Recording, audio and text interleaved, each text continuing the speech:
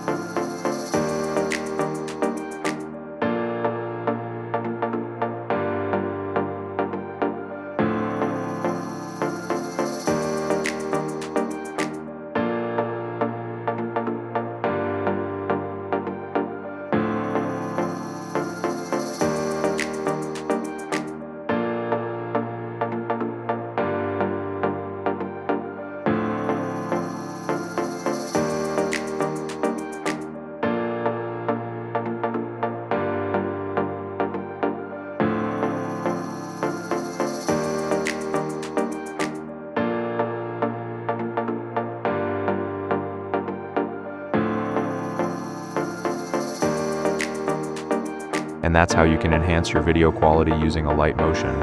If this helped you, make sure to like and subscribe for more tutorials like this. See you in the next one.